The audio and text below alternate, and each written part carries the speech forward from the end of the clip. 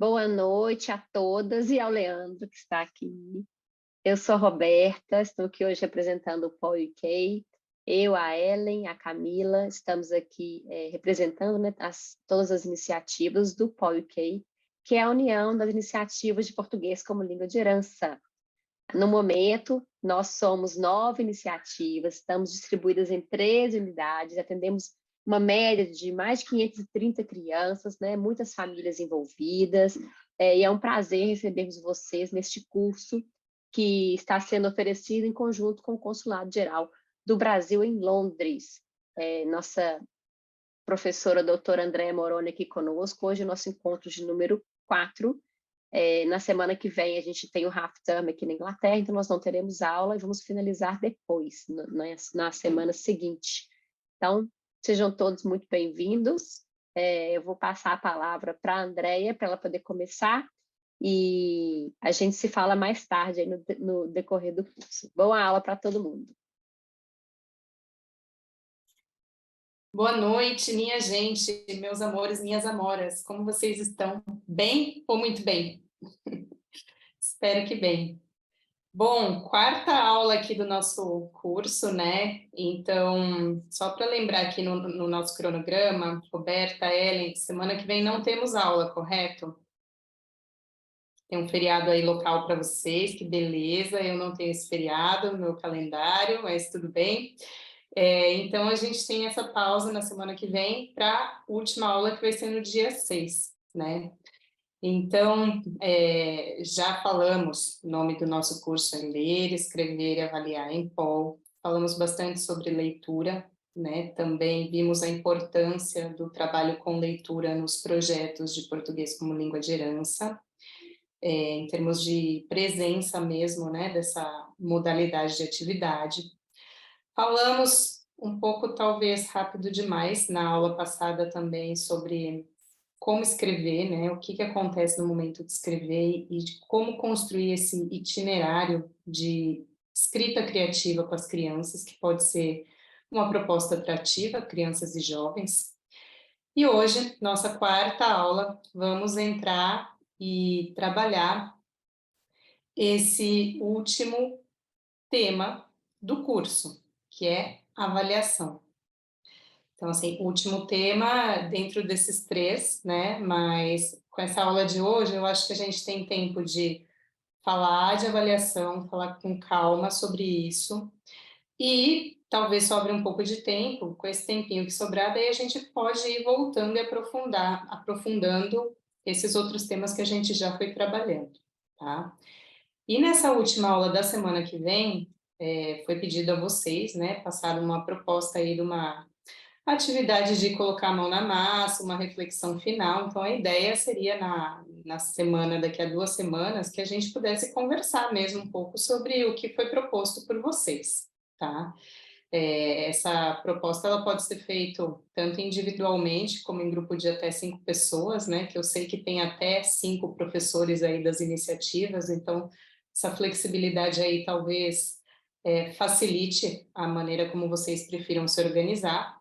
E aí, para a gente realmente pôr a mão na massa e ter também esse momento de trocar e de refletir sobre o que cada um pensou a partir do que a gente conversou nesse curso, né? Talvez não dê tempo de passar por todas as propostas, depende de quantas vão ser, de quem vai conseguir fazer, mas essa seria a intenção, tá? Não sei se alguém quis ir baixar o PowerPoint lá no Drive já antes da aula. De propósito, eu não deixei disponível antes, tá, gente? Eu acabei de colocar lá e eu pediria para vocês não fazerem isso até terminar a aula de hoje. Por quê? Porque eu quero que tenha aqui um pouco de discussão e se todo mundo, ou se alguém fosse olhar lá o material antes da aula, essa discussão ela já acaba ficando um pouquinho diferente. Então, sem mais delongas, vou pedir, Ellen, por favor, se você pode lançar o poll, a perguntinha que eu tinha preparado aqui para vocês, para ver um pouquinho qual que é o nosso ponto de partida, ou para eu ter aqui um pouquinho de informação, né, sobre de que universo a gente vem, de onde que a gente está chegando para pensar esse espaço que é a avaliação, no português como língua de herança. Pode lançar, Ellen. Então, aqui, ó, tem uma perguntinha para vocês. Você é da área de educação? Venho da área de educação, ou seja, tenho magistério ou licenciatura, né, uma formação específica aqui na educação. Não venho da área de educação, mas já participei de várias formações como professora ou para exercer como professora. E a terceira opção, não venho da área de educação e tudo ainda é meio novidade para mim, tá? Então, gente, sinceridade, respostas anônimas. Quando eu comecei, eu estava lá no terceiro, que eu não vim da área de educação e tudo era muito novidade para mim. Então, felizmente, cada vez é um pouco menos, né? Ou não, porque é bom também quando chega a novidade. Mas vou deixar aqui para vocês mais um minutinho para vocês responderem. Acho que a maioria já respondeu aqui. Então, ó, Nós temos 27 respostas de 30 pessoas que podem participar, e porque tem mais 5 que são co-hosts, a gente não consegue responder.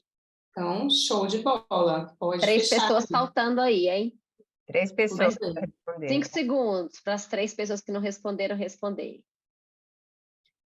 Não, mas já dá para ver que a maioria vem, então, da área de educação. Então, claro, né, isso já dá uma noção diferente, né, de como pensar a avaliação e qual que vai ser o ponto de partida de vocês, tá? Então, para mim, essa informação é importante. E tá tudo bem, tá? Não tem resposta certa. Vou fechar aqui a janelinha. Ok. Então, bora lá, vamos ver o que a gente vai fazer hoje. Na verdade, a gente não precisa ver tanto o que a gente vai fazer hoje, mas como a gente vai fazer uma atividade em grupo, depois vocês podem vir aqui para ver o que a gente fez hoje, né? Mas só para vocês terem uma ideia, né?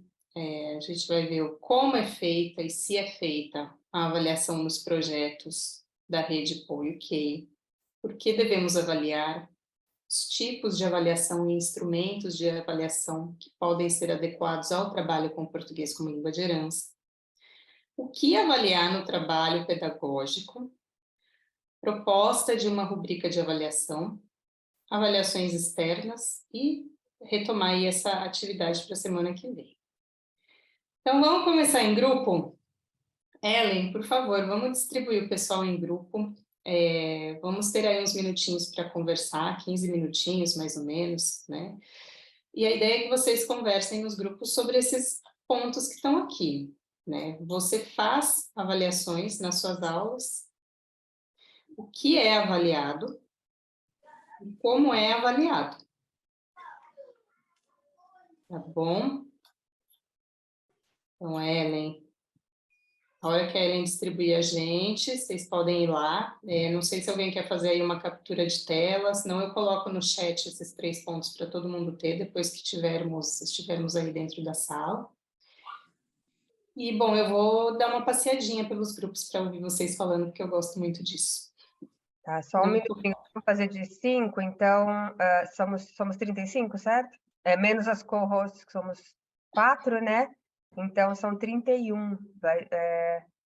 Acredito que 6 grupos, tá bom?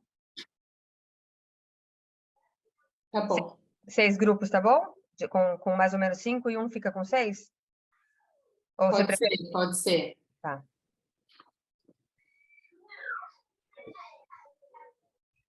E quanto tempo serão Pode ser 15, põe 20 minutos. Se a gente achar que todo mundo ficou muito quieto, a gente encerra nos 15, mas... Tá bom.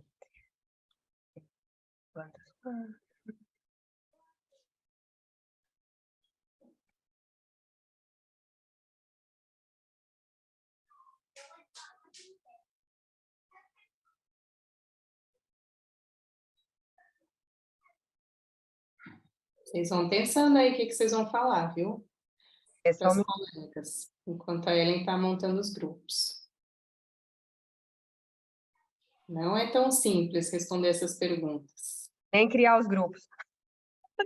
Desculpa, não, é que eu tô colocando quantos grupos e fala 6 aqui, mas tá dando. Aí, agora sim. Vamos lá, gente. Prontos? Já vou adicionar aqui. Vamos lá.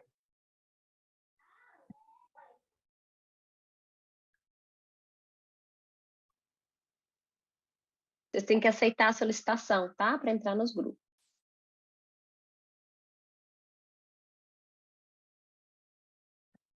Tá entrando uma pessoa aí agora também, ela que a gente vai ter que colocar no grupo.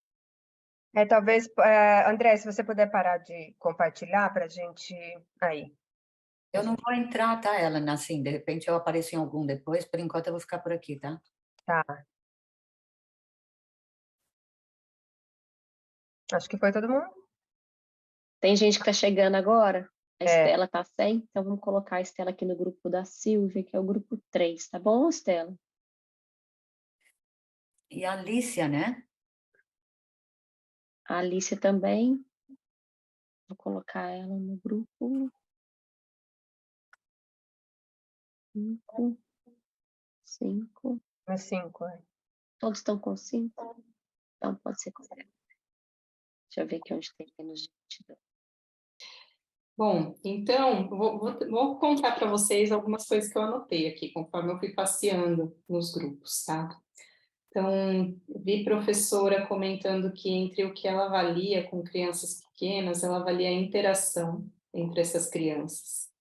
Ela avalia se a criança está feliz na aula, acho isso muito bom, muito necessário. Avalia também o comportamento, né, a socialização ali com o grupo, ou seja, como que essa criança se relaciona.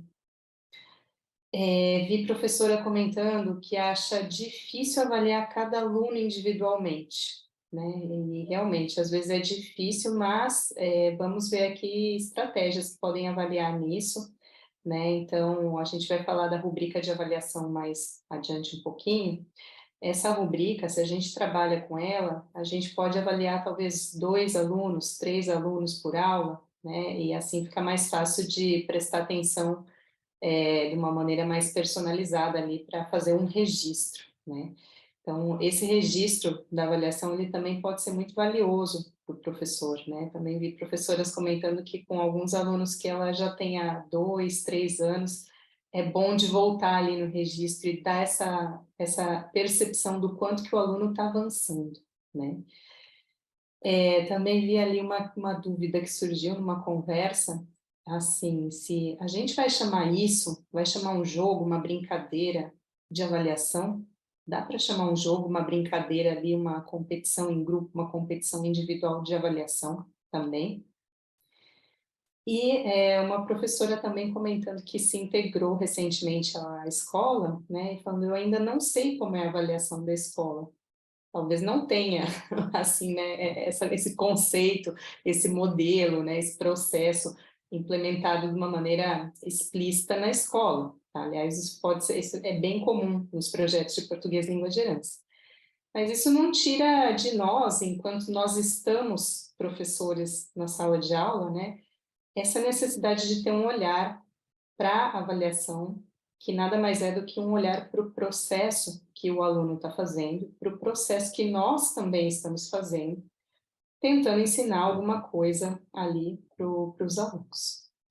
Também ouvi um comentário que eu acho real, real, bom, não sei se real, mas acho legítimo esse sentimento de que é difícil avaliar no português como língua de herança. Então, eu espero que no final dessa aula a gente tenha ali talvez as coisas um pouco mais organizadas para o nosso contexto, porque eu acho que tem gente aqui com muito mais bagagem do que eu até como professor. Tá? Então, para que serve uma avaliação? A avaliação, ela não é só para medir, né? Então, a avaliação ela não é só prova final, e ela não é só uma coisa que tem uma nota de 1 a 10, né? Então, claro, a avaliação de alguma maneira ela mede o percurso, né? Ela registra o percurso, ela mostra para a gente onde a gente estava, onde o aluno estava e para onde ele está indo, né? E para a gente saber o que está acontecendo ali, é muito importante a gente ter os nossos objetivos como professor, objetivos pedagógicos, né? Então, é importante essa noção de que para pensar a avaliação, Eu tenho que pensar a partir de um objetivo, a partir de onde que eu quero chegar com esse aluno. Então, se nós não temos essa clareza, né, fica um pouco complicado pensar mesmo conceitualmente que avaliação que a gente vai fazer. E aqui eu retomo a guia curricular do português como língua de herança, né, porque eu acho que se a gente está com dificuldade de entender ou de chegar no objetivo para uma aula, para um projeto, para um número de semanas, ou até para um curso inteiro, né, aquele documento da guia curricular, ele traz muitas pistas, né? Ele traz muitos dos descritores que nos ajudam a traçar esses objetivos. Não quer dizer que a gente tem que pegar o que está lá simplesmente e falar, é isso, mas olhando aqueles descritores, eles vão sim nos ajudar a definir aonde que a gente quer chegar com esses alunos. Tá? Então, dei uma volta aqui, porque antes de entrar nesse porquê, né, vendo um pouco também as questões que surgiram, né, e realmente, no universo do português como língua de herança, né, essa avaliação em formato de prova, uma avaliação com uma nota, uma avaliação que vai quantificar, né, de alguma maneira, com base numa coisa homogênea pensando no que pode ser um currículo da escola regular, que a escola regular vai te dizer, olha, o aluno do terceiro ano, ele tem que aprender na matemática isso, isso, isso e isso. Ele tem que aprender nas ciências naturais isso, isso, isso e isso. Né? Para isso que serve um currículo também no sistema educacional. E a gente não vai ter isso no português como língua de herança. Quando muito, a gente tem a guia curricular, que ela já parte de uma noção de que é flexível, então que não vai ser usada igual para todo mundo. Talvez a gente tenha ali algumas diretrizes em termos de conteúdo, né, temático, mais do que de conteúdo de língua, de elemento gramatical, de elemento fonético, fonológico que vão ser trabalhados, mas de conteúdos que vão ser abordados ao longo de um ano, né? Às vezes as escolas fazem isso. Esse ano, né, como sabia a dúvida, acho que estava trabalhando temática das viagens, ou no trimestre, né? Então, nesse trimestre vamos abordar esse tema das viagens. Em outro trimestre, podemos falar, não sei, dos biomas brasileiros, né? Então, ali tem um eixo que vai ser trabalhado. Né? Bom, e por que a gente avalia? Por muitos motivos, né? Por que a gente faz essa avaliação, que de alguma maneira é um registro, uma observação sobre o que está acontecendo ali na nossa sala de aula, né? Com os alunos e com a gente.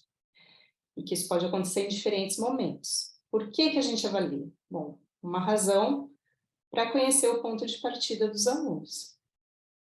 Então, isso, né, que muito tem também o nome de avaliação diagnóstica, costuma ser feito ou no começo do curso, ou no começo de um trabalho, ou no começo de um projeto, se é sobre bioma, talvez eu queira fazer um diagnóstico sobre o que eles sabem de bioma, né?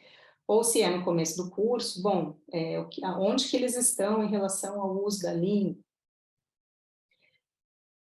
A gente avalia também para saber o que os alunos aprenderam e não aprenderam. Então, isso aqui já não é no começo do trabalho, isso aqui já é no meio, né?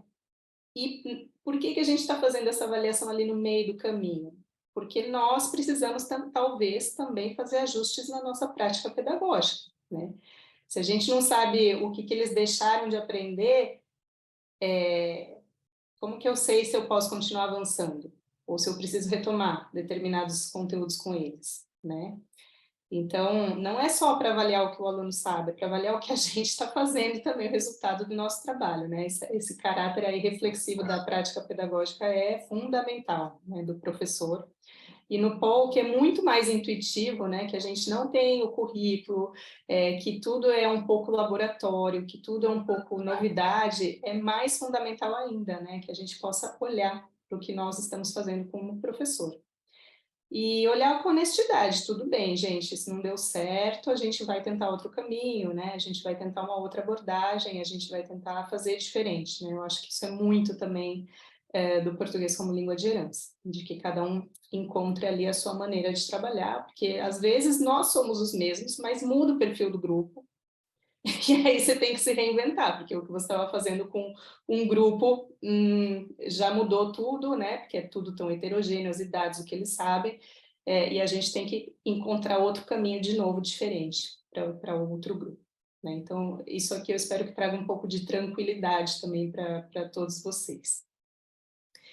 E sim, também vamos medir, né, que costuma ser a ideia tradicional quando a gente fala em avaliação, o quanto os alunos aprenderam.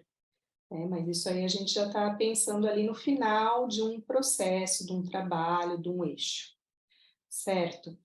Ó, se alguém quiser complementar alguma coisa aqui, ou discordar também, tá? Vocês se manifestem aqui, levanta a mão, manda um emoticon, manda uma carinha de sapo, não sei, levanta a mão, tá? Abre o microfone e começa a falar. E, bom, como eu disse, né, é muito importante, não dá para avaliar sem definir esses objetivos de aprendizagem. Então, seja para uma aula em concreto, seja ali para uma sequência didática de conteúdos, seja para um trimestre, seja para um ano, né? Então, também a gente tem que ver o que a gente está avaliando. Eu estou avaliando hoje, eu estou avaliando esse mês, ou eu estou avaliando o final de um processo que durou o ano inteiro. Né? Então, tem que ver ali em que momento desse tempo, que é esse todo, né? O que a gente está olhando nesse momento da avaliação.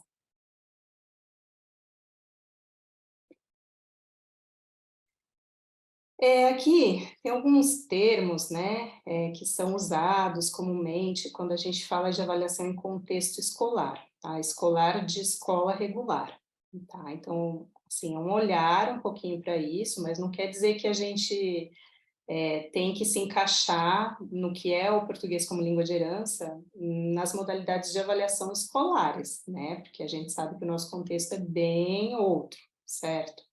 Mas, sim, trouxe essa terminologia, essas noções para vocês, porque elas ajudam a gente a pensar a nossa prática como professor, né? Então, já falamos um pouquinho, na verdade, de cada uma delas. E o que seria? Bom, essa avaliação diagnóstica, né, para identificar ali qual é o ponto de partida de cada aluno, quais são suas habilidades, quais são suas dificuldades, né? Também dá para pensar uma avaliação diagnóstica para um grupo, né, de uma maneira grupal, não necessariamente tem que ser individual, tá? A avaliação formativa é essa que é feita no meio do caminho, né? Então, assim, são verificações, sim, sobre progresso, sobre dificuldade, mas qual é o objetivo? Né? O objetivo é ajustar o que a gente está fazendo. O objetivo é também nós olharmos para a nossa prática docente a partir dessa avaliação, a partir desses dados, tá? E é aquele momento que a gente pode perceber, faltou desse tema aprofundar determinado aspecto. Falta, não sei, estou trabalhando ortografia, olhar aqui na letra QU, que ainda eles estão confundindo com K, né? Demais, não sei, exemplos. E tem essa avaliação somativa, que é a que é feita no final, né? Aquela de fechamento. Então, o objetivo muda, né? De pensar o que os alunos dominaram, consolidaram, dos conteúdos que a gente escolheu para trabalhar com eles, né? Então, claro, eu só vou fazer uma boa avaliação somativa se lá no começo do que eu estou planejando eu tenho os meus objetivos claros, né? Porque é difícil a gente fazer uma boa avaliação desse formato final se a gente não foi prestando atenção no nosso processo, né? Daí a importância também de termos os nossos registros de preparação de aula, os nossos registros de observação de aula também, né? E esses registros de avaliação também, a do início, a formativa durante o processo, para chegar e olhar nesse final e entender melhor o que aconteceu. Tá? E eu deixei um link aí nessa caixinha no final. É um artigo de um blog, então não é uma leitura técnica, acadêmica, nada disso, mas que amplia um pouquinho esses conceitos para quem quiser e para quem achar que precisa, né, ou que vale a pena.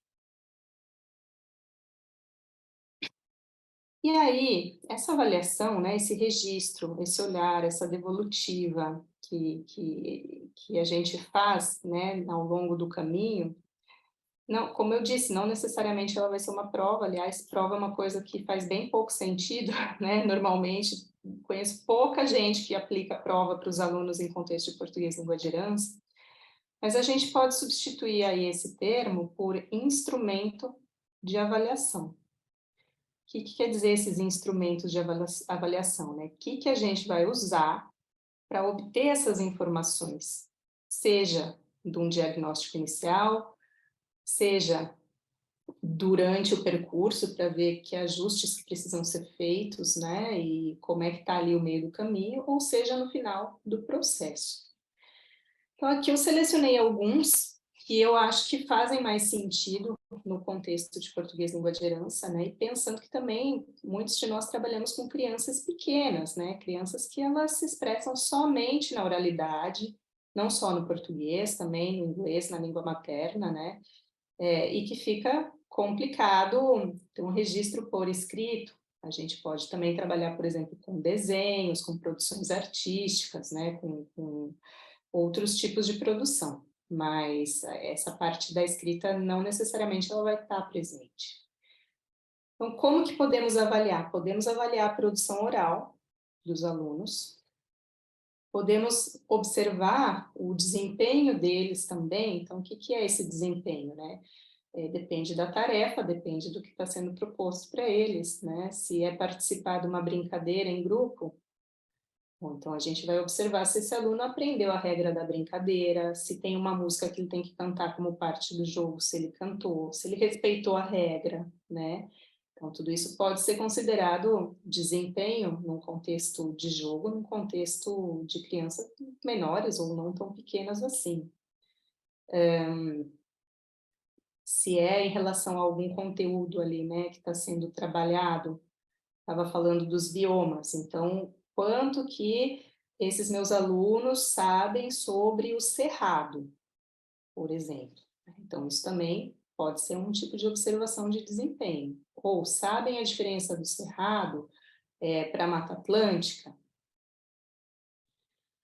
Também produções coletivas e individuais de trabalhos e pesquisas, né? Então, aqui, tudo aquilo que a gente gosta de chamar de projeto, né?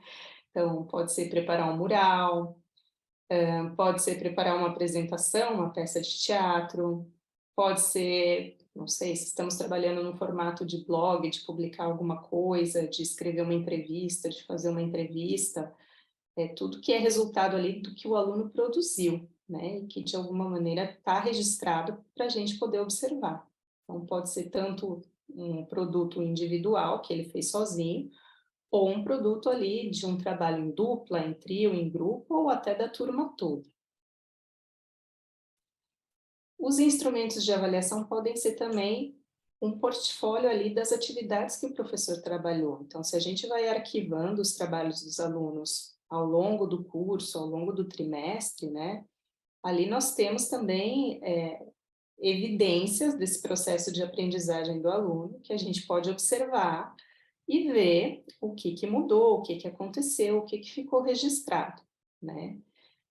Ou, se não for feito assim como um portfólio, né, também dá para pensar os formatos eletrônicos para esses registros, né? Então, a apresentação do aluno, do grupo, e a gente grava o vídeo, né? Ou registros mesmo de áudio com gravador de áudio, né? Claro que isso tem que fazer algum sentido ali no contexto, tá? Não é só ligar e ficar registrando, porque depois também você não vai ficar ouvindo as 12 horas de aula que você deu em 3 meses para fazer a avaliação, né? Então, claro, é selecionar alguns momentos ali que façam sentido, mas isso pode ser parte também do contexto que a gente está criando para essa apresentação final, para esse projeto final.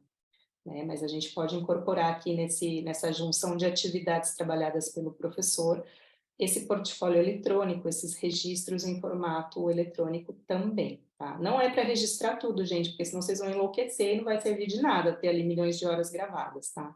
Mas, né, criar ali um momento para fazer esse registro e depois você pode ir lá ouvir esses 2, 3, 4, 5 minutinhos do aluno e isso vai te dar essa informação para poder avaliar.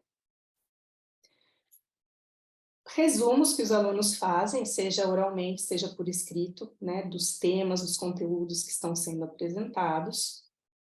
E aqui eu incluí também esse formato teste, mas não só um teste de avaliar, um teste, porque também às vezes a gente trabalha com aquele quiz do Kahoot, que acaba sendo um jogo, que acaba sendo uma brincadeira, a gente trabalha com o Genie ali, que é todo interativo, né, e que tem esses formatos, e eles gostam também, né, então não é só que a gente está fazendo um teste, porque a gente tem que ali medir quantas perguntas que ele respondeu certo, não, porque eles se envolvem com aquilo, é uma linguagem atrativa, cria prazer, e sim, também é um teste, né? Então, sim, também o Kahoot, também o Genie, ele também, se a gente fez um teste, ele pode sim ser usado como um instrumento de avaliação. Gente, faz sentido isso aqui que eu estou falando? Ou vocês acham tudo muito diferente do que vocês costumam fazer, pensar? Vocês me dão um sinal de alguma coisa? Uma carinha do sapo, o emoticon. Tem gente escrevendo no chat, obrigada. Certo. Obrigada, Fernanda, Leandro, Eveline, Maria, Tamires. Isso mesmo, gente. Certo, então.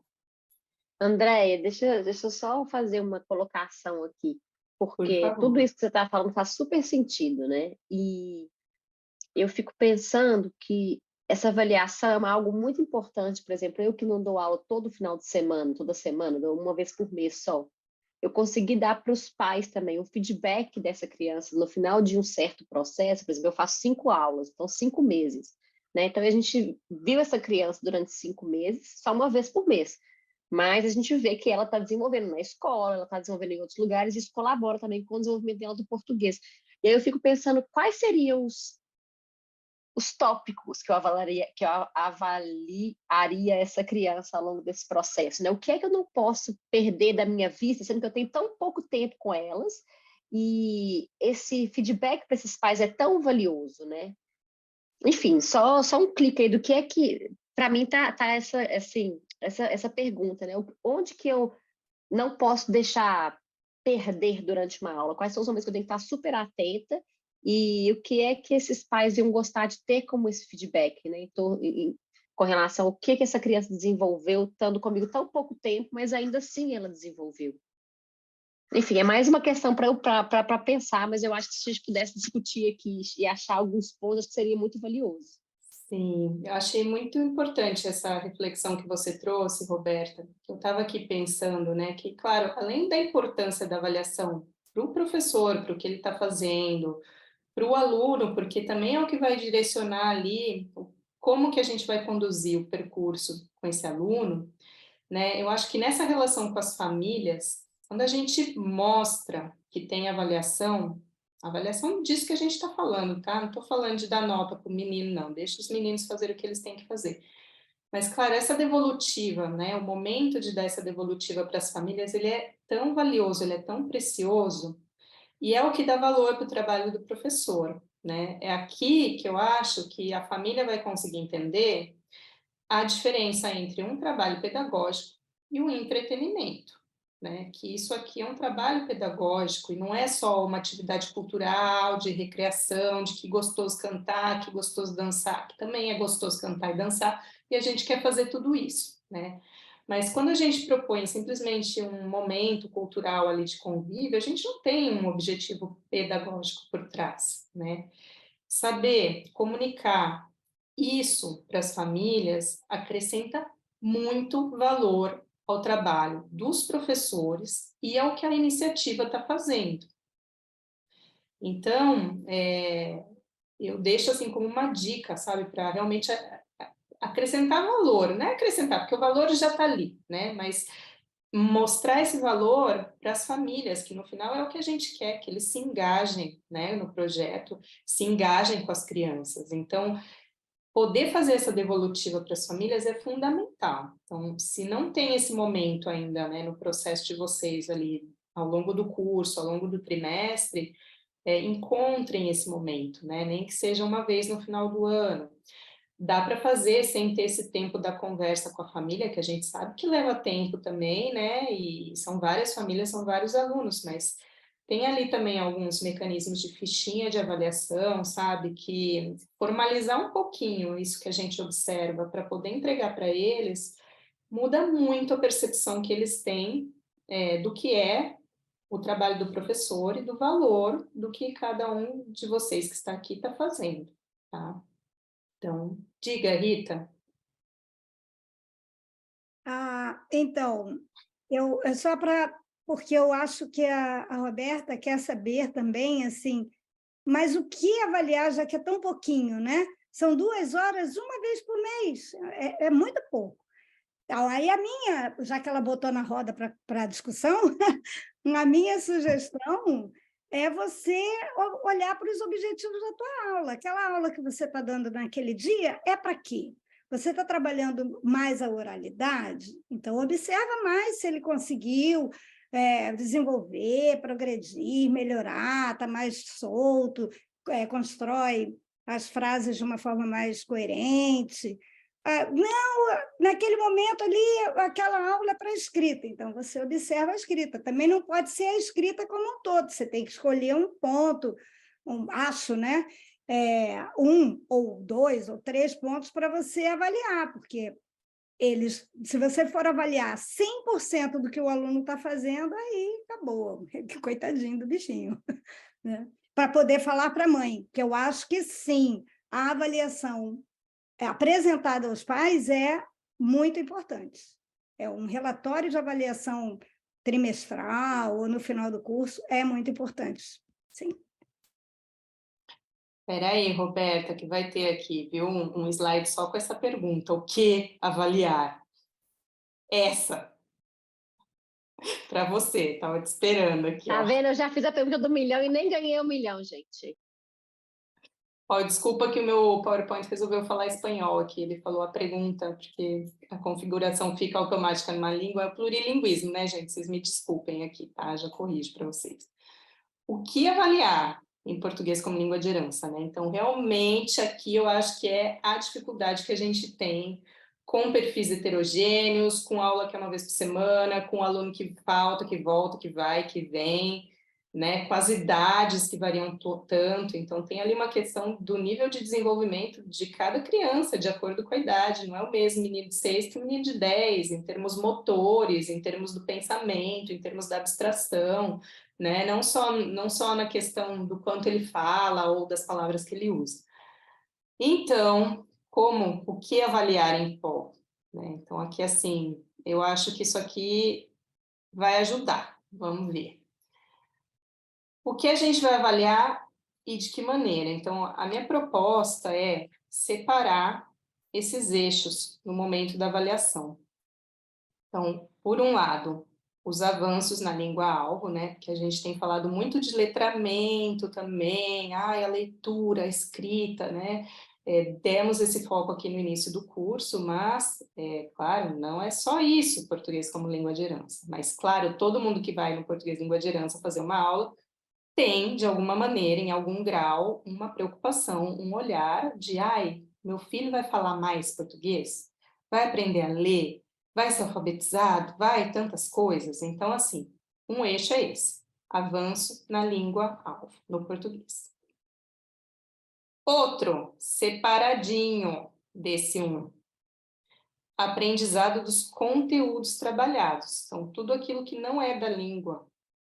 É o cerrado, a jaguatirica, é o mapa do Brasil, é o que é uma festa junina, né? Tudo aquilo que é conteúdo vai separado da língua. E por quê? Bom, que aí você vai poder avaliar se o seu aluno entendeu e sabe o que é a lenda do Curupira, por exemplo, mesmo se ele está te explicando o que ele tem para te explicar usando o inglês.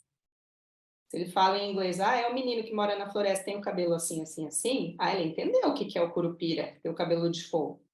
Mas talvez ele esteja te explicando em inglês. Ele vai te dizer que o Brasil tem, não sei, 5 biomas, que eu não sei nem se são 5, tá, gente? Estou usando aqui um exemplo. E ele vai saber localizar onde é que está o Pampa, localizar onde é que está a floresta amazônica, localizar onde é que está o cerrado, onde é que está a caatinga, e te explicar o que é característica do um, do outro, que animais que ele encontra ali, um tanto de coisa. Se ele está falando tudo isso para você em inglês, nesse momento você está avaliando o conteúdo trabalhado, tá? Você pode avaliar isso também em inglês, e a gente pode usar aqui a translinguagem, a língua materna do aluno, para, né, fazer esse tipo de avaliação e para deixar ele participar também, né, da aula. Isso aí, um dia a gente faz um curso sobre práticas translinguísticas nas aulas de português e língua de herança, mas vai ficar para a próxima edição. E o terceiro eixo... E o que você falou agora foi super interessante, porque a minha turma está falando um pouco sobre os biomas, mas é mais focado nos animais brasileiros. E eu pedi para cada criança fazer de material reciclável um bichinho dos biomas brasileiros. E no último sábado, uma aluna esqueceu como se explicava em português sobre a pele do sapo cururu. Como ela era, qual substância ela soltava. Eu falei, pode falar inglês e eu te ajudo. E aí as outras crianças começaram a ajudá-la. Então, assim, foi ótimo você ter falado isso, porque acalmou meu coração. Obrigada. E é super interessante, né? Porque, assim, ela sabia o conteúdo. Ela só não sabia. Aí ela me mostrava assim, eu quero falar isso, vamos tentar pensar juntos aqui. E foi super legal. Assim, ela fez o dever, ela realmente sabia sobre o que ela estava falando, só tinha esquecido como falava em português, e depois ela falou em português. Ela, agora eu não vou esquecer mais. Eu falei, então tá ótimo. Muito legal o exemplo que você trouxe, Tamires, não só pela aluna, né, mas falando de práticas translinguísticas em sala de aula, né, vejam como é bom a gente deixar também o aluno usar o inglês, se é necessário. Lembremos que na aula do português língua de herança, no nosso contexto, esses alunos eles não falam só português, né? Foi aquilo que a gente viu lá no comecinho das características do português língua de herança. Então, todo mundo ali fala também inglês. Se aquele aluno precisa usar o inglês, ninguém está de fora da conversa, né? E vejam como isso pode se transformar numa oportunidade de que eles aprendam entre eles, né? De que não é só, essa aluna não sabe. Não, vem o outro aluno que está ali numa condição de igual com ela, que é aluno também, não é o professor que está explicando, e que colaborativamente eles vão construindo aqui, que os alunos aprendem dos colegas também, não só do professor, né? Isso é uma das coisas loucas também que acontecem no português língua de herança, que confundem a nossa cabeça na hora que a gente quer avaliar. Por quê, né? Para quem foi professor de idioma como língua estrangeira, fala aquela coisa, então eu era, sei lá, professora de inglês, ou não sei, francês, vamos pôr uma língua mais exótica. Então, eu fui lá ensinar francês, nenhum dos meus alunos sabiam francês, eu terminei aqui o nível 1, então agora eu sei tudo que eles sabem, porque eles fizeram o nível 1, ninguém sabia nada, agora eu ensinei, eles sabem até aqui. O português como língua de herança, não tem nível 1, né? Eles trazem essa língua, esses conhecimentos de outros lugares, não só aprenderam com a gente, então tem essa dificuldade ali de avaliar, né, na língua, porque de repente eu estou aqui ensinando, não sei, eu quero ensinar alguma coisa de língua, mas fica difícil saber se isso faz sentido, porque o grupo é heterogêneo, então para alguns pode ser que sim, para outros não, e eles vão trazer conhecimentos que você não ensinou de língua, né? E aí você fala, nossa, o que eu estou fazendo aqui como professor? Eu estou perdido, porque o meu objetivo, o aluno não precisa dele, né?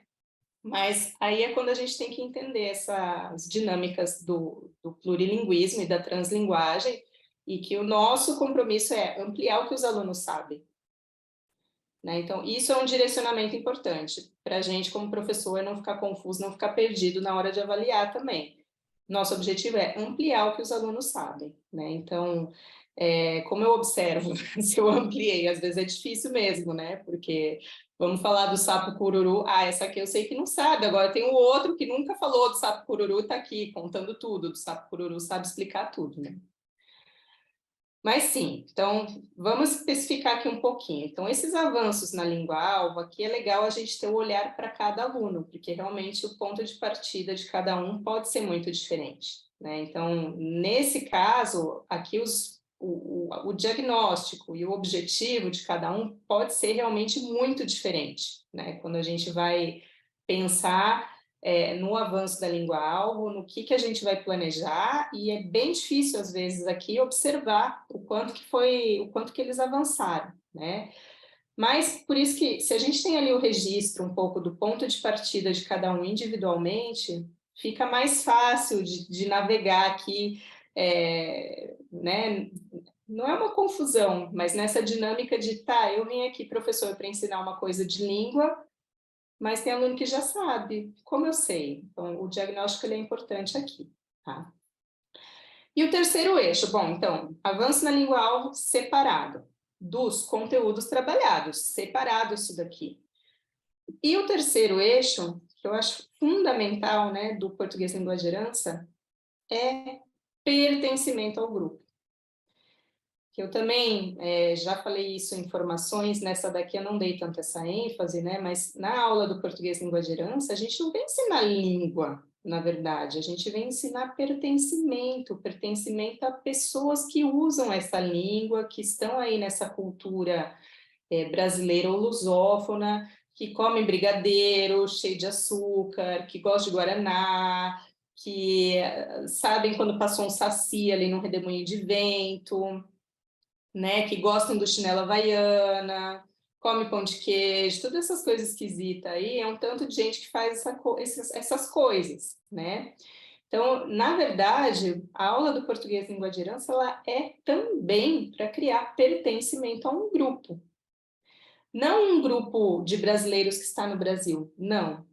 Um grupo de famílias que têm elementos de origem brasileira, não todos são brasileiras, e que usam essa língua portuguesa também para se comunicar, também, mas não exclusivamente, e que nas suas práticas culturais recriam algo, um universo, uma série de coisas que elas consideram importantes e fazem com que elas se sintam conectadas com o Brasil.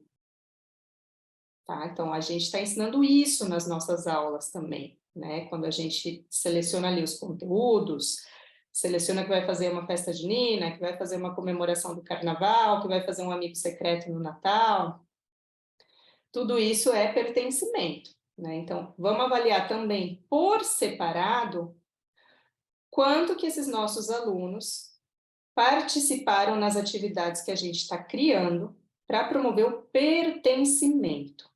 Tá? Que atividade é essa? Pode ser uma brincadeira, pode ser uma lição de casa que é entrevistar a avó, entrevistar o pai, entrevistar a mãe. Pode ser contar uma memória do Brasil, se for algo possível aí para todo mundo. Pode ser compartilhar ali vivências, né, da festa de aniversário, do que fez no verão. Sempre é muito rico esse momento, né, de depois das férias, seja férias de verão, seja férias de Natal, porque ou eles foram para lá, ou eles receberam visita, ou eles tiveram ali uma troca, um contato maior na videochamada, né? E alguma coisa aconteceu que eles compartilharam esse universo de brasilidade com outras pessoas, não só as da escolinha, e eles chegam com coisas para contar. Então, esse ter alguma coisa para contar também é construir o pertencimento, é construir a identificação, né? Não sou só eu que sou esquisito na minha escola, que tem uma avó que mora no Brasil. Não, aqui, ó, todos esses 8, 9, 7 coleguinhas também têm uma avó que mora no Brasil, e é a coisa mais legal do mundo, porque essas avós são as pessoas mais incríveis possíveis, né? Então, tudo isso são experiências de pertencimento. A Karina está falando aqui no chat que ela sente que o maior desejo como mãe e professora é que os filhos dela sintam que pertençam a essa brasilidade, né? Que esse é um termo que traz essa ressonância, né? Muito, muito grande aí conosco, que são os brasileiros, no caso, ou, enfim, lusófonos, né? De outros países também. Eu aqui, Karina, eu queria comentar, eu queria ter falado sobre o translanguaging, que eu acho que a gente tem que valorizar e tem que levar em consideração todas essas línguas dentro de sala de aula, né? Voltando um pouquinho no que a Andrea estava falando, mesmo porque, como você está falando, a gente está avaliando o tempo inteiro, e às vezes a criança não sabe falar, mas ela tem uma compreensão muito alta em português. Então, por que eu vou negar falar na língua majoritária, naquele momento, lógico, evidente, e fazer com que a criança se sinta desmotivada, diminuída, né, incapaz de se comunicar? Não, eu tenho mesmo um aluno que ele se comunica muito mal, mas nós estamos falando sobre animais, e ele ama animais. Então, ele participa da aula, mas ele participa da aula, na maioria das vezes, em inglês. E eu percebo que ele está entendendo o que a gente está falando, né, do que está sendo conversado, mas ele não tem a facilidade para falar, a dicção tão forte, né? Não, nem esqueci a palavra. Enfim, e voltando no pertencimento, Andréia, eu adoro essa palavra e sempre que eu vou conversar com o pai ou com uma mãe ou qualquer pessoa, eu ressalto muito isso, que eu acho que realmente o mais importante é que a gente faça com que os nossos filhos, os nossos alunos, sintam que eles pertencem, porque eles pertencem a essa cultura, que é a cultura inglesa, que é a cultura espanhola, no seu caso, mas eles também pertencem ao Brasil. Eles também pertencem a essa outra cultura, das outras culturas. E é bom, que eu acho mais assim, maravilhoso em ver, por exemplo, nos meus filhos, é que quando eles estão aqui na Inglaterra, eles estão muito felizes, porque eles estão felizes, sabe? Eles são ingleses. Mas quando eles estão no Brasil, eles estão igualmente felizes e igualmente empolgados com tudo, com a família, com a cultura, eles choram porque tem que voltar para a Inglaterra.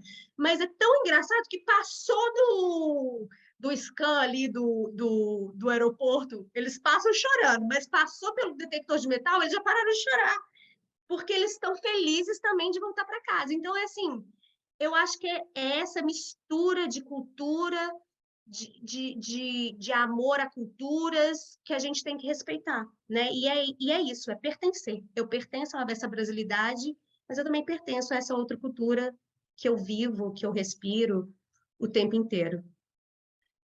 Obrigada, Karina. Achei muito bom tudo isso que você trouxe para nós, né? Porque é isso, o pertencimento que a gente constrói na aula, né, de português como língua de herança, ele não pode ser só de Brasil, né? A gente está num contexto de plurilinguismo, de interculturalidade, né? Então, não tem como negar que essas crianças são também, em parte, inglesas, ou se for aqui, catalãs, né? E esse pertencimento, ele vai se construir também nessa relação entre o que eu tenho de brasileiro e o que eu não tenho de brasileiro, porque todos terão também coisas que não são super brasileiras, né? E para a gente construir esse pertencimento, a gente não pode fazer isso só em português, né? Se essas crianças são plurilíngues, se essas crianças transitam entre culturas. É claro que a gente quer promover oportunidades de que eles se identifiquem com o que é considerado brasileiro aí nesse contexto nosso, né? Contexto nosso de comunidade migrada, comunidade que não é só de brasileiro, tem o pai, tem a mãe, que são ingleses, que estão por ali também transitando, eles estão ali também nesse nosso núcleo de identificação com algo de brasileiro, né? Que é um imaginário, O que é ser brasileiro? É uma coisa que a gente imaginou junto, né? O que é fazer esse sentido aqui no projeto, na escolinha?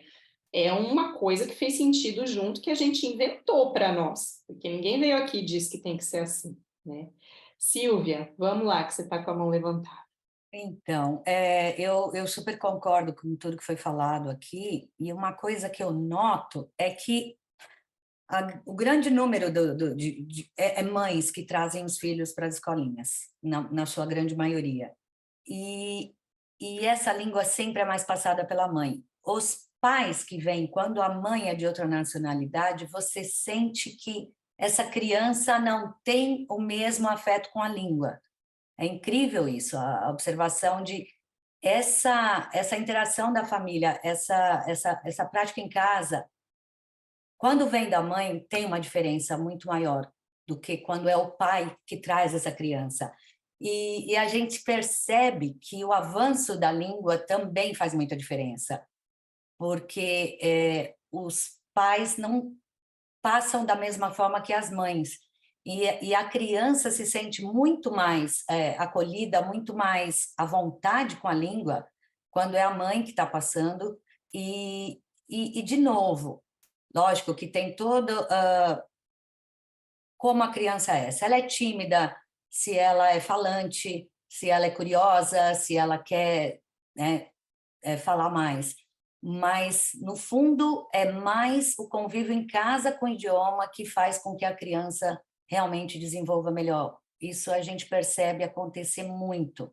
Quando a língua não é falada em casa, essa criança é muito mais limitada, porque o convívio que a gente oferece, infelizmente, nas escolinhas é muito pouco, né? É uma vez na semana, em casos de que são todas as semanas. Então, eu acho que isso tudo influencia bastante, né? Sim, Silvia, eu acho que eu poderia também fazer um outro curso, só chamado de língua materna, né, para discutir qual é a função da mãe no ensino de língua, sabe, mil coisas, né. Eu acho que tem questões culturais, né, nessa informação que você nos traz, de que quando a criança pega a língua da mãe é diferente de pegar do pai, que ela está mais envolvida, questões culturais no sentido de divisão do tempo no cuidado com a criança mesmo, né, na nossa sociedade, que tradicionalmente as mulheres passam mais tempo cuidando de criança pequena do que os homens, né, e aí eu acho que tem uma equação que ela é simples, que é a exposição que a criança tem à língua, né, então se a mãe é brasileira, a mãe convive mais com a criança, e isso faz com que a criança tenha mais inputs linguísticos, ela vai saber melhor o português. Se geralmente o pai, quando é brasileiro, está passando mais tempo fora de casa, está menos envolvido ali no convívio, num convívio linguístico também, né, de conversar das amenidades do dia a dia da criança, às vezes, é menos tempo de língua, menos tempo de exposição, né, menos input, né. Nós vamos parar 5 minutinhos, Andréia? Isso, eu estou tentando, mas não estão deixando, tá bom? Não, nós não estamos deixando, nós Vamos estamos lá. faladeira hoje.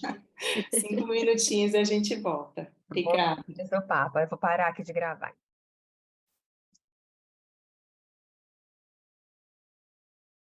Então, minha gente, precisam comprar uma chaleira aí mais potente, hein? O pessoal que está reclamando que não deu tempo de fazer o chá. Aqui eu não tenho esses problemas, a gente não toma chá não, viu? O povo já estaria abrindo uma cerveja, não sei. Espera aí, deixa eu voltar. Aqui, nessa nossa pergunta do milhão, né? Ela vai ficar rebumbando assim na cabeça. Rendeu essa. Então, é isso, fica menos confuso se a gente olha para o processo do aluno separando, né, esses 3 eixos. E como é que eu organizo a minha vida, o meu olhar, as minhas anotações, os meus registros, né? Então, eu queria mostrar para vocês uma proposta, que é apenas uma proposta de uma rubrica de avaliação, né? O que é a rubrica? A rubrica é uma tabelinha, né, parecida com a famosa checklist, e que ajuda a gente a ir ali mais rápido, né, talvez, de uma maneira mais objetiva e já selecionando o que a gente quer observar, o que a gente vai observar. Então, isso aqui é um exemplo, tá? Não é que vocês têm que usar desse jeito, cada um vai personalizar ali de acordo com o que está trabalhando, com a idade do grupo. Mas queria olhar com vocês aqui que é cada um desses itens, dessas filas, né? Para ver se é língua, se é conteúdo ou se é pertencimento, tá? E também comentando que essa tabela que eu estou usando aqui como exemplo, ela foi elaborada a partir de um contexto de português língua de herança no Japão, tá? Então, por isso tem algumas coisas aí que talvez chamem um pouquinho a atenção. Então, esse primeiro item aqui, ó, demonstra interesse pelas atividades propostas. Isso aqui é o que? É língua, conteúdo ou pertencimento? Podem falar, escrever alguma coisa. Quem quiser falar, só abre o microfone, tá, gente? Rita, eu sei que você quer falar. Pode falar.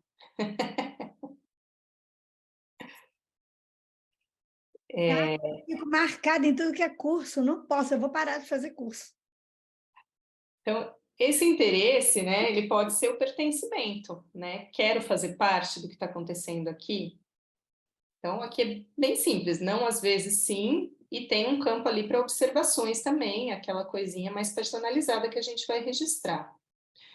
Segundo item, se sente à vontade para se identificar como brasileiro? O que é isso aqui? É língua, é conteúdo ou é pertencimento? Pertencimento. Muito bem, esse aqui também seria pertencimento. O terceiro, entende os enunciados orais em português? Isso aqui é língua, conteúdo ou pertencimento? A Rita quer falar, mas ela se segura, está no mute, mas eu estou vendo. Ela disse língua, é língua, né? Então, entender, estamos falando da compreensão. Usa o português nas interações orais? E esse? Esse também é língua, né? Então, a produção oral. Como que é a produção oral? Tá? Então, aqui também vocês podem colocar as gradações de acordo com o que tem ali na realidade de vocês. Não usa nunca, usa algumas palavras para aqueles alunos que falam super pouco ou não falam, esse usar algumas palavras já é algo assim muito também precioso, importante, né? E aqui, por exemplo, adaptado para o japonês, né? Usa frases habituais, usa algumas frases ou frases misturadas com o japonês, aí no caso seria com o inglês, né? Ou consegue se expressar oralmente quando deseja. Veja que aqui a gente não está avaliando sotaque, pronúncia, tá? Se vocês quiserem criar uma categoria para isso, vocês podem. Ou se quiserem registrar nas observações esse aspecto relacionado à pronúncia, também tem ali esse espaço. Conhecimentos de leitura, isso aqui o que é? Como é que era? Língua, conteúdo ou pertencimento? Isso aqui é língua também, né? Então, claro, aqui para o contexto japonês, que eles têm um alfabeto tão diferente, conhecer o alfabeto é algo já importante do conhecimento de leitura. Ler com certa dificuldade ou ler com fluência. Tem mais um pouquinho aqui, ó. Escrita. Escrita aqui que seria também muito fácil, né? Muito claro. Língua. Então aqui não consegue copiar palavras e textos curtos, pensando que o japonês é tão diferente, então pode ser que isso não seja possível. Consegue copiar textos curtos, consegue copiar e começa a escrever em português, esse escrever como produção própria do aluno, né? Não uma cópia. E consegue escrever textos próprios em português. Esse aqui, tem interesse em saber mais sobre os temas trabalhados em aula? Esse aqui qual que seria? Língua, conteúdo ou pertencimento? Esse aqui seria conteúdo, né? Temas trabalhados em aula, né? Então, é mais relacionado ao eixo do conteúdo, tá? E esse último, consegue explicar oralmente, em qualquer língua, os principais pontos do que foi trabalhado em aula? Então, aqui é o sapo cururu, que a aluna explicou em inglês, né? Então, se ela sabe explicar o sapo cururu, sim, ela sabe, tá? E aqui, claro, vocês podem, né, selecionar os objetivos que vocês querem trabalhar, talvez ao longo ali de um período, né, e preparar algo mais ou menos assim, porque isso ajuda a fazer essa avaliação. Tanto pode ser usado como um diagnóstico, ou você pode fazer uma no começo e uma no final para ver o que mudou por ali. Pode fazer de 2 alunos por aula, não precisa fazer todos no mesmo dia, porque provavelmente não vai dar muito certo, né? A gente não vai conseguir observar se o grupo é grande, se o grupo tem 9 crianças, talvez não dê para observar tudo isso para cada uma delas, né? Então também dá para ir selecionando aos pouquinhos, mas ter registros ali em 2 momentos diferentes, porque isso também, pelo menos para pensar em como a gente prepara essa devolutiva para as famílias, né, que acaba sendo importante, pode ter um registro aqui que traga outras informações para a gente preparar uma análise mais objetiva, né? Não objetiva no sentido de pouco afetiva, porque eu acho que isso é impossível também no português língua de herança, mas objetiva no sentido de que eu registrei esses pontos naquela data, que tem aqui, ó, no comecinho a data, tá? E eu estou olhando o que aconteceu entre uma data e outra, além de tudo o resto que eu vivi com esses alunos, né? Então, ali você tem 2 pontos de comparação. O que vocês têm para me dizer disso daqui, minha gente? Comentários, ideias que vocês tiveram ou não tiveram? Eu particularmente acho bom para poder ter como uma base no início do trabalho, né? No início do termo, no início, enfim, nas primeiras aulas do aluno, e a gente ter isso em mente e perceber que é que ele já dá conta ali quando ele chega, e talvez, igual você falou, fazer no meio do processo e no final do processo, né? Ou se não é um processo muito longo, por exemplo, como o meu caso, nosso bloco de aula tem 5 encontros, são 5 meses, mas são só 5 encontros, né? Eu acho que olhar no início, perceber um pouco essa criança como ela chega e no final a gente conseguir ter esses tópicos que a gente ficou observando, como que ele evoluiu, né, nesse passar do tempo. Então, assim, se ele não conseguia falar nada agora, ele fala, se ele não falava só inglês, agora ele arrisca, né, porque eu já percebo que eu tenho alunos lá, a gente fez só 3 encontros, e ele chegou, não queria falar nada. E agora ele já não só quer falar, como ele inventa assim, as palavras para ele conseguir se expressar, né? Então é muito bonitinho você ver que ele está tendo a segurança de falar ali naquele grupo, né? E isso é muito legal, porque a gente sabe que para a gente se sentir seguro numa língua, a gente tem que falar, né? E mesmo que a gente fale com erro, que a gente fale tudo né, meio sem pé nem cabeça, misturando língua, mas o importante é que a gente está ali tentando, e eu acho que proporcionar esse espaço está sendo muito legal, e a gente já vem vendo resultados mesmo com um tempinho tão curto.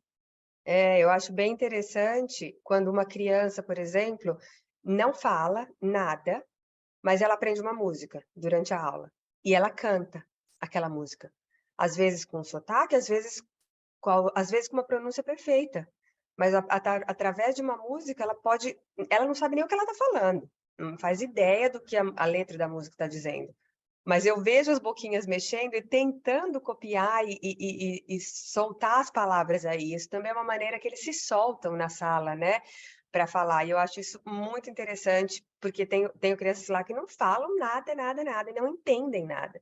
Mas quando a gente canta uma música, a gente vai fazendo os versos e eles vão repetindo aquilo que eles estão ouvindo. E daí, dessa forma também, com certeza, estão absorvendo. É claro que a gente trabalha a letra da música também, mas é muito engraçado ver eles cantando uma coisa... É que nem quando a gente canta inglês, né, no Brasil, que a gente não entende... Tem gente que não entende nada da música, mas sabe a letra da música. E não sabe nem o que a letra tá falando, na verdade. Às vezes canta uma música com palavrão aí e não faz ideia do que tá falando, né? Então, Ellen, mas cantar essa música junto, em português, né? Aí tem um componente do pertencimento também acontecendo, né? Do fazer junto, do querer ser parte de quem está cantando essa música, né? Além do trabalho por trás, de entender o que a música quer dizer, de que às vezes tem os gestos que acompanham, né?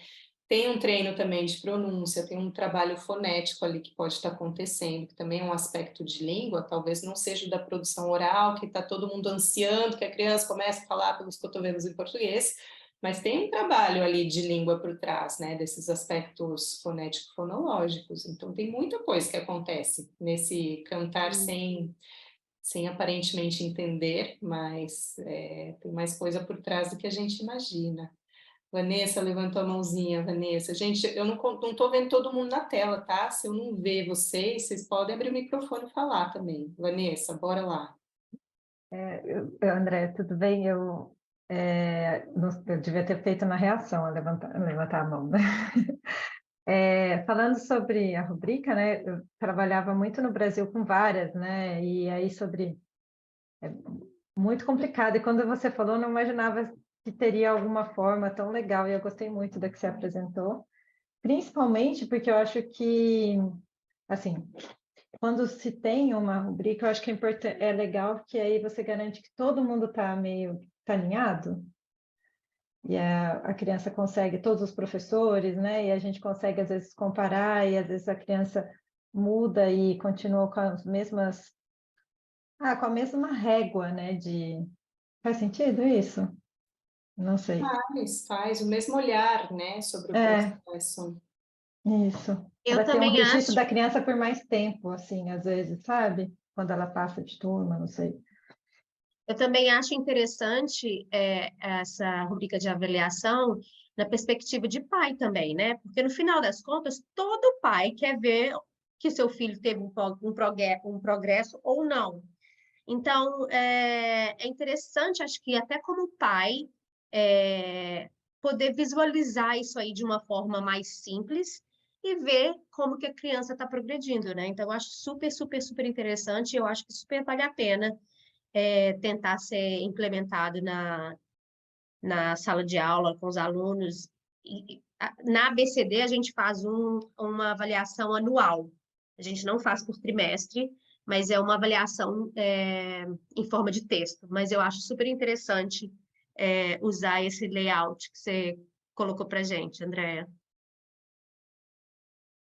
Então, Karina, essa rubrica aqui, na verdade, assim, ela está pensada para o professor poder observar na aula, tá? Não necessariamente ela tem que ser a mesma que a gente vai apresentar para a família, né? Aí é uma decisão de vocês, né? Pedagógica também, né? Vocês podem preparar algo mais ou menos parecido, se quiserem, mas assim, não tem que ser o mesmo que o professor usa ali para pegar essas informações, né, para a prática pedagógica, para o olhar sobre o processo do aluno, porque essa informação para o professor, ela quer dizer uma coisa, você dá isso aqui para a família, né, não necessariamente eles estão entendendo o que tem aqui, certo?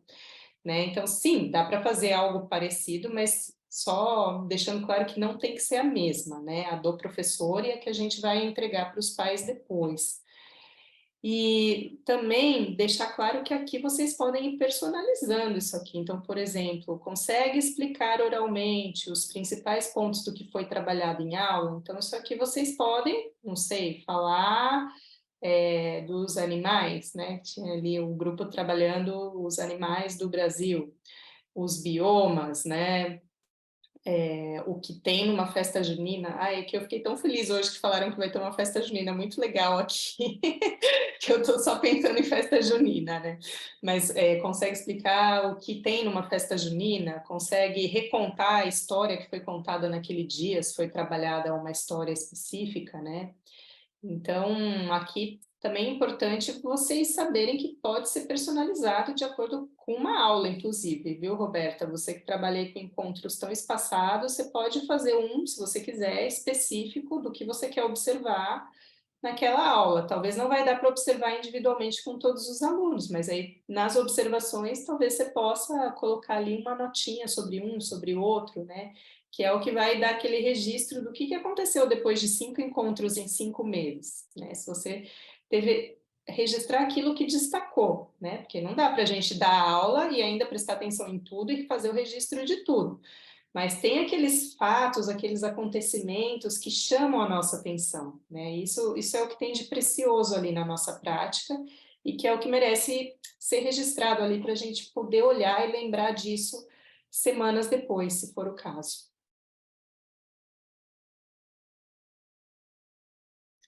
Bom, vocês podem falar a hora que vocês quiserem, tá? Mas eu tenho mais um assunto aqui para a gente pensar.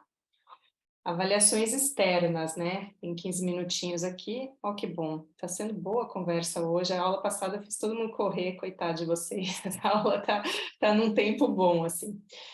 Então, além das nossas avaliações internas, a nossa como professor, uma que pode ser desenvolvida na iniciativa, né?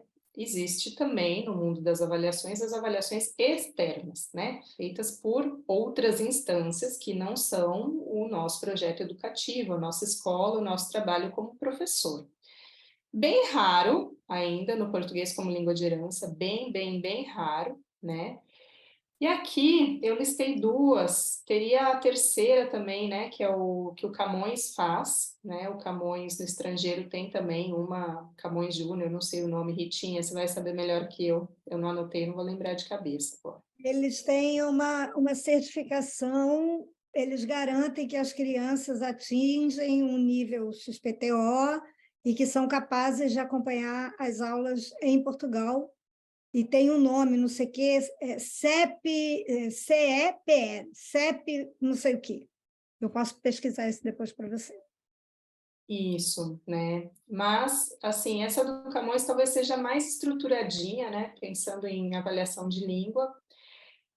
Tem a da Irlanda, que a gente comentou um pouquinho na aula passada, né? Depois, até se alguém quiser explicar melhor, porque eu não sei muito bem o modelo da Irlanda, eu sei que existe, eu sei que é ali quando eles terminam a secundária, vocês me contaram que é ali por volta dos 14 anos, né? É Irlanda e Reino Unido, é todo o Reino Unido, na verdade, Inglaterra também. Ok, É. então fiquei na dúvida. E algumas escolas internacionais fora da Inglaterra utilizam o GCSE britânico para certificar em línguas maternas.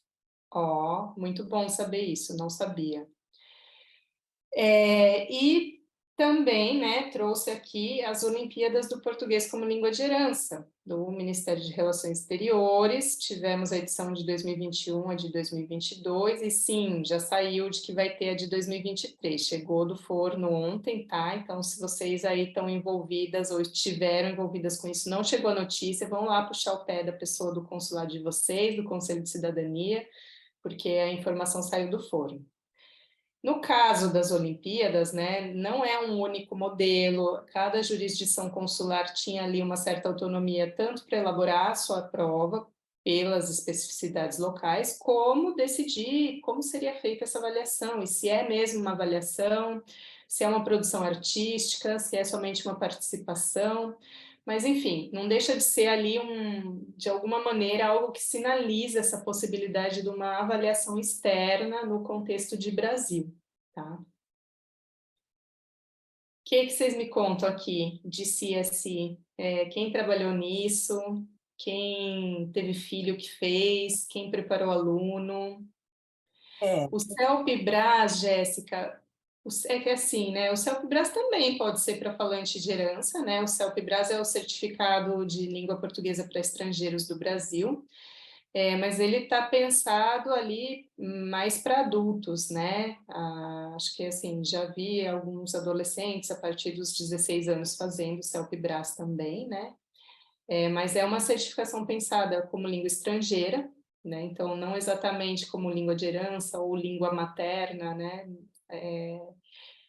Mas sim, pode ser também uma, né? Se a gente pensar que quer preparar esses meninos para fazer o CELPE-BRAS, e se eles quiserem, acho que vai ser muito bom e vai ser até uma motivação para continuar envolvido e aprendendo mais de português.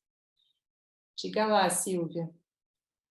Bom, eu vou citar a nossa experiência do Clube dos Brasileirinhos com o de CSI, o BREAC, com a Ritinha também é extremamente experiente no assunto aqui.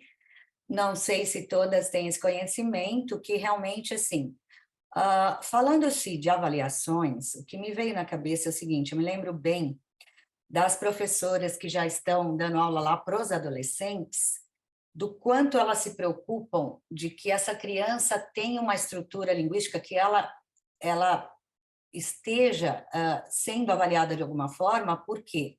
Porque quando esse aluno chega nessa sala, que a gente chama, né, dos adolescentes, no nosso caso chamam-se papagaios, é quando a gente percebe a importância da estrutura linguística que ele venha tendo, né, nos anos anteriores, para que quando ele passa a estudar para prestar o exame do DCSI, a gente percebe que o quanto que é importante manter essa estrutura linguística, o quanto que é importante tanto a oralidade quanto a escrita, porque muitas vezes ele está na idade de prestar o exame, porém, ele não tem o nível de português adequado para prestar o exame, no caso. Então, tem aqueles que levam muito mais tempo para conseguir e tem aqueles que, obviamente, já vêm se preparando há muito mais tempo, porque são 4 provas e exige muito que o aluno realmente tenha um conhecimento tanto da escrita como, né, da fala, e a gente percebe que existem os vícios linguísticos, como eles erram em coisas que são clássicas, quando no nosso caso aqui, o português e o inglês, e quanto que esse caminho para chegar até eles passarem nessa prova do DCSI, de preferência com uma nota boa, é um processo que tem que vir com esse tempo que ele está na escola, porque ele mesmo se sente muito frustrado, muitas vezes, de que ele não está no nível esperado, sendo que ele chegou naquela idade e ele não se sente preparado. E muitas vezes também tem aqueles pais que se lembram que existe esse exame do DCSI quando a criança chega nessa idade, sendo que não era aluno da escola, não praticava português o suficiente, não escrevia o suficiente e quer jogar na nossa mão para que a gente faça com que eles passem na prova do DCSI, porque eles aí que clicaram da importância desse certificado para esse jovem, porque abre muitas portas, obviamente, e, inclusive, ajuda no ingresso à universidade. Então, é quando os pais caem no desespero de pensar, puxa vida, agora que eu me toquei da importância do meu filho ter um português muito mais, né, muito bem mais falado, mais escrito e tudo mais. E é muito frustrante para a gente, porque é quando a gente meio que tem que deixar claro para os pais que não é bem assim, você não é nesse 1 ano que ele vai catear, porque ele vai pegar tudo que ele nunca aprendeu para prestar esse exame. Então, é a parte que complica muito. A Rita deve saber muito bem como que é isso, né, Ritinha? Assim, na preparação desses jovens para o exame, eu já não faço preparação para, né? Eu saí da Inglaterra tem um tempinho, e eu sei que o exame mudou, mas eu também sei que muda, mas não muda completamente, né? Muda algum parâmetro ou outro. O que acontece é que as crianças no Reino Unido, Andréia, eles são treinados na escola inglesa a fazer essays. Eles sabem exatamente como é que começa, como é que desenvolve, como é que termina um essay. Todos eles, em inglês. Quando chega na turma de adolescentes, né, das nossas escolas, e que precisam ser treinados para o GCSE, eles não conseguem, as crianças, né, os jovens, não conseguem simplesmente atravessar essa ponte. É fazer o mesmo, só que em português. Por que eles não conseguem? Primeiro, tudo que a Silvia falou, e que todas as professoras que estão aqui, são 40 e poucas, 39, todas elas sabem.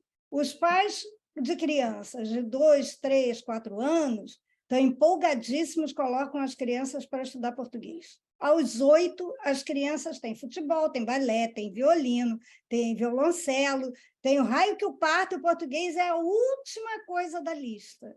Se a criança acorda de manhã e diz, estou cansado, mamãe não leva. Pronto. E aí, aos 12 anos, eles voltam. Então, eles têm um português mínimo, que não deu tempo de formar, aquele português de casa, já escovou o dente, está com fome, isso não faz exame. E eles falam com os avós na internet, mas é pouco. Então, os pais acham assim, não, agora é só para preparar para o GCSI, e isso não acontece. Então, é um problema. A prova envolve as 4 habilidades, às vezes a criança é ótima oralmente, com os seus desvios, mas consegue se comunicar muito bem, tem notas ótimas, mas na hora da escrita, na hora da prova de listening, que vai ter que ouvir um português europeu e simplesmente nunca ouviu por preconceito, ou porque não tem envolvimento com a comunidade portuguesa, que as pessoas não têm obrigação de ter, mas tem muitos que... Eu dei aula para jovens que a mãe dizia, é um absurdo ser a prova toda em português. Só um minutinho. Esses dias eu apliquei uma prova do GCSE e a aluna que escolheu fazer a prova em português no ritmo do Brasil, e à tarde foi uma outra professora aplicar uma outra prova para outra criança, mas em português de Portugal. Acho que agora eles têm uma oportunidade para escolher aí. O oral, né? O oral, mas o listening não, porque o listening é gravado e você tem falantes de língua portuguesa, no matter what. Não interessa de onde a pessoa é. Daí a importância... goiano, Ritinha, daí a importância de mostrar para esses pais que essa língua é única, né? Não é, mas aí... Se ele pensa que o filho... se ele quer que o filho faça esse exame, ele tem que ter essa Você essa olhar... exposição a todos esses diferentes portugueses que estão aí fora, porque na prova eles realmente vão encontrar os diferentes falantes de português. Mas eu acho que eles não têm esse conhecimento, né? E essa é que é a questão. Eles muitas vezes não sabem que na prova, muitas vezes pode ser aplicada por uma pessoa, né, portuguesa, e a criança entra em pânico, o jovem entra em pânico, porque não está disposto a ouvir português de Portugal. Isso é Pois é, e aí a importância das aulas nas nossas escolinhas privilegiarem esse caráter, desculpa aí, André, estou fugindo do teu tempo, mas privilegiar esse caráter pluricêntrico que a nossa língua tem. A Andréia outro dia falou de literatura, é lindo falar de Machado de Assis, mas, gente, Mia Couto também fala português, nós temos o Jean-Jacques, que é moçambicano, que também fala português, que é angolano. Tem tanta coisa ótima para ler. Eu tenho um livro, Fernando Pessoa para crianças. São poesias para crianças. É ótimo. Você vê poesia em português europeu, não rima igual a português do Brasil, porque eles têm outro sotaque. Eles conseguem rimar pele com Rafael, que em português do Brasil é impossível. É verdade. Não é? Então, essas coisas são importantes. Vai, Andréia, vou fechar. Rita, não desviou, não. E eu acho que a gente termina aqui falando de avaliação, voltando lá para o começo do curso, que a gente começou conversando sobre o que é letramento e qual que é a importância disso no nosso trabalho do português língua de herança. Porque quando surge uma avaliação externa, né, como o de CSI, claro, ela está trabalhando com uma visão de língua que integra a variante brasileira, a variante portuguesa e as outras que existem no mundo, e está trabalhando com uma visão de língua nesse entendimento do que é o letramento esperado nessa idade de 14 anos que esses meninos vão ter, né? E aqui, quando a gente volta ali para aquele gráfico do eixo, da oralidade, da língua escrita, as competências de leitura, as competências de escrita, claro, se isso não foi avançando junto com os meninos, conforme eles vão crescendo, realmente você fica ali, não vai escovar o dente, está com fome, nessa conversa ali doméstica, né?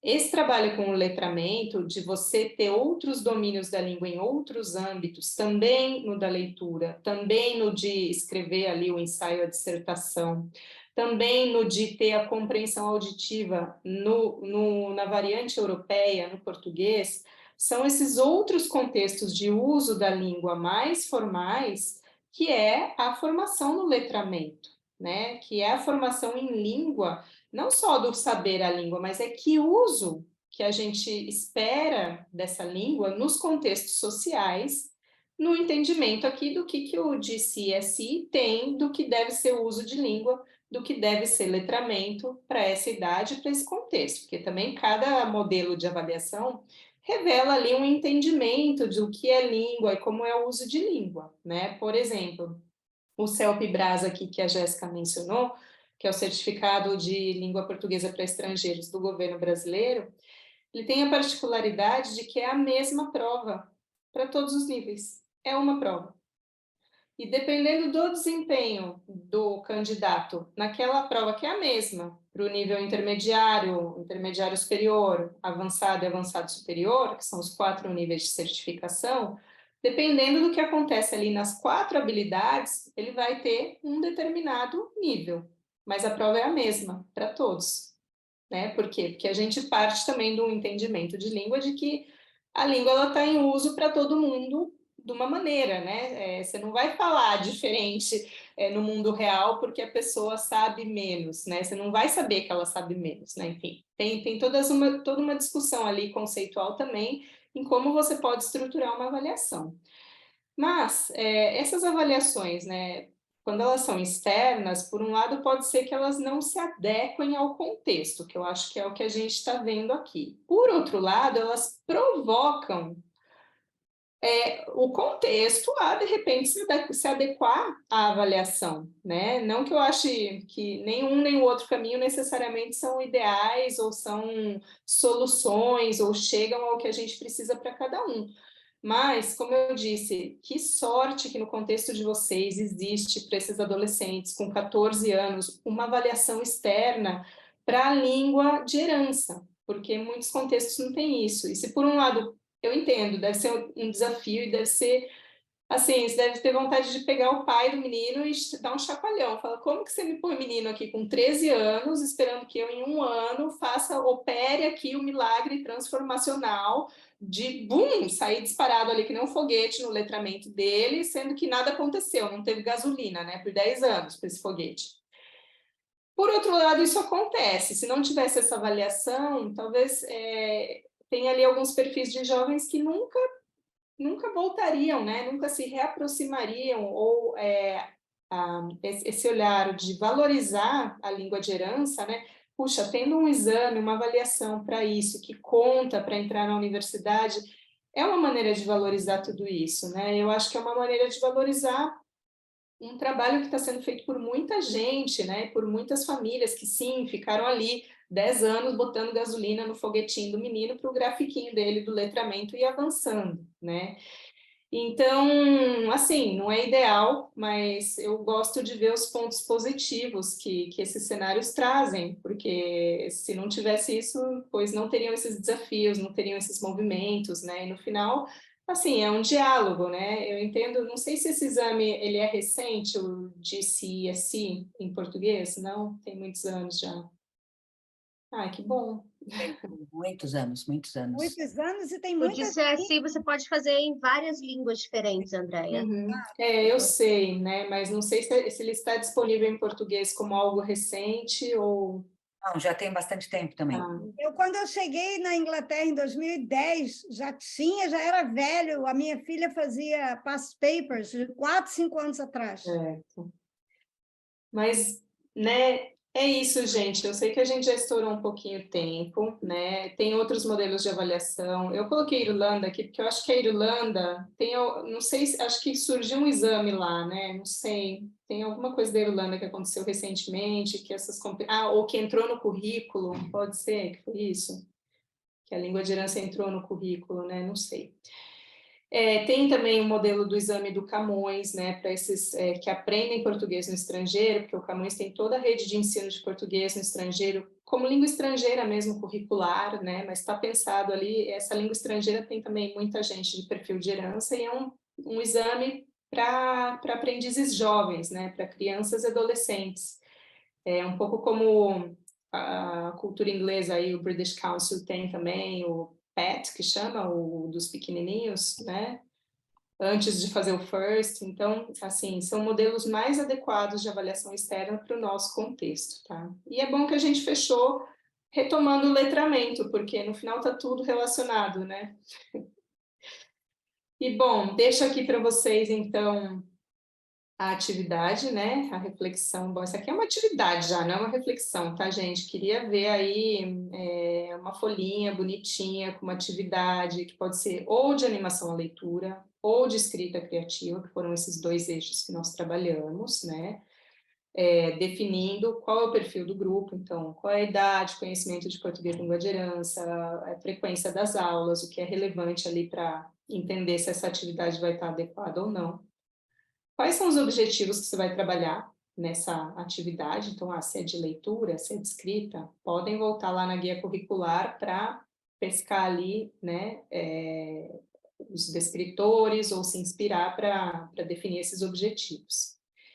E aí, descrever esse passo a passo de como você parte de um contexto significativo, que isso é super importante também, né, conversamos, como você cria ou como você dá início. Em quantas sessões você vai fazer essa atividade? Pode ser uma ou pode ser algo que se estenda em mais de uma. O tempo, também é importante a gente pensar a temporização do que a gente está fazendo em sala de aula, né? O que seria trabalhado em cada etapa. E pensando, bom, como vai ser avaliada essa atividade, né? Daí, claro, a gente está pensando em avaliar o processo dessa atividade que vocês estão pensando, tá? E é isso, minha gente, 2 semaninhas aqui para quebrar a cabeça um pouco com isso. Eu gosto de terminar com mais perguntas que respostas, talvez tenha algumas respostas para perguntas que vocês tinham, talvez tenha perguntas novas surgindo, isso é muito bom. E qualquer coisa, vocês também podem deixar comentários ali naquele arquivo que tem na pasta alunos, tá? Tem um arquivo ali de dúvidas, consultas, enfim. E é isso. Chegamos até aqui. Isso aí, muito legal hoje, né? A gente rolou mais discussão. Obrigada, Andréia. Pessoal, então temos aí um exercício, né, para a gente poder fazer. André, você quer que suba lá na plataforma? Quem fizer, sobe o seu arquivo lá na pasta de alunos? Sim, se vocês puderem, né, ir entregando lá, se puderem, assim, entregar um dia antes, porque aí eu consigo dar uma olhadinha, né, acabar de definir melhor o que a gente faz aqui no dia, seria muito bom, tá? Tem 2 semanas, ó, bastante tempo, feriado aí no meio, tá? Não me enganem. Pode trabalhar com o coleguinha, se não gosta do coleguinha, pode trabalhar sozinho também, não tem desculpa. Nós vamos ter que explicar para a André que half term não é feriado para os adultos, né, gente? É para as crianças. As crianças que ficam sem ir na escola e a gente, além de tudo, ainda tem a criança para cuidar Tem em que casa. trabalhar com a Mais ou menos criança Mas em tem casa. mais trabalho, na verdade, Andréia. Mas, Então, pessoal, também tem lá, bastante gente colocou a questão do livro, né? Quando a André sugeriu aquela atividade, tem bastante coisa lá. Deem uma lida, são várias ideias legais, eu acho que de trabalho com os livros.